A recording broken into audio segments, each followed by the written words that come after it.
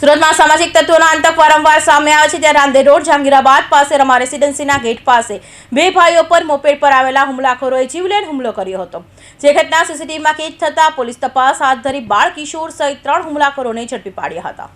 સુરતના રાંદેર વિસ્તારમાં જહાંગીરાબાદ પાસે આવેલી રામા રેસિડેન્સીના ગેટ પાસે મોહિત કપૂર, તેનો નાનો ભાઈ યશ અને ફોઈનો દીકરો સમર્થ ઊભા હતા। આ દરમિયાન એક શખ્સ મોપેડ પર ત્યાંથી પસાર થયો હતો। રસ્તો ક્રોસ કરતી વખતે સામે જોવા જેવી બાબતે યશ સાથે તેની બોલાચાલી થઈ હતી।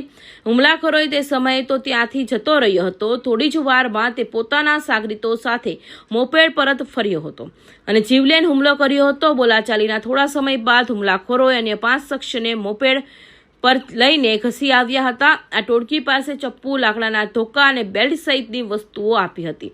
તેમને આવતાની સાથે સમર્થન પર ચપ્પુથી હુમલો કરવાનું શરૂ કર્યું હતું। જ્યારે મોહિતે તેના નાનો ભાઈ વચ્ચે પડ્યા હતા, ત્યારે હુમલાખોરોએ તેમના પર હુમલો કરી દીધો હતો અને ગંભીર ઇજાઓ પહોંચાડી હતી। સમગ્ર ઘટનાના સીસીટીવીમાં કેદ થઈ હોય, જેમાં સ્પષ્ટ દેખાય છે કે મોપેડ પર આવેલા શખ્સો કઈ રીતે બેફામ બનીને ફરિયાદી અને તેના ભાઈઓને માર મારી રહ્યા છે। લગભગ 1 મિનિટ સુધી રોડ પર આતંક મચાવ્યો હતો। એટલું જ નહીં, મારામારીના સમયે એક યુવક માર ખાતાની સાથે જ રોડ પર જોરદાર પછડાયા છે, જ્યારે અન્ય કેટલાક શખ્સોએ મારામારીની કરીને ત્યાંથી ભાગી જતા હોવાનું પણ સીસીટીવીમાં સ્પષ્ટ દેખાય છે।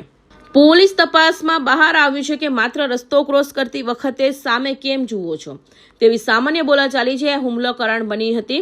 હુમલાખોરોએ પૂર્વ આયોજિત કાવતરું ઘડીને હથિયારો એકઠા કરી માત્ર પોતાની ધાક જમાવવા માટે યુવાનને નિશાન બનાવ્યા હતા, જ્યારે આ બબાલમાં ઇજાગ્રસ્ત થયેલા લોકોને સારવાર માટે હોસ્પિટલ ખસેડવામાં આવ્યા હતા। ઘટનાની ગંભીરતાને જોતા રાંદેર પોલીસે તાત્કાલિક હરકતમાં આવી હતી। પોલીસે એમને બાતમી મળી હતી કે હુમલામાં સામેલ 3 શખ્સ ઉગત કેનાલ રોડ પાસે ઊભા છે।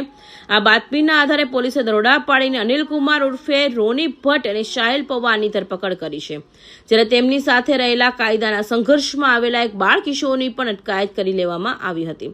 તો પોલીસે ધરપકડ કરેલા આરોપીઓની પૂછપરછ કરી, જેમાં અન્ય સાગરીતોના નામ પણ ખુલ્યા છે। હાલ આ કેસમાં ફેનિલ પટેલ, રાજ સિંધે અને નકુલ પટેલને વોન્ટેડ જાહેર કરવામાં આવ્યા છે।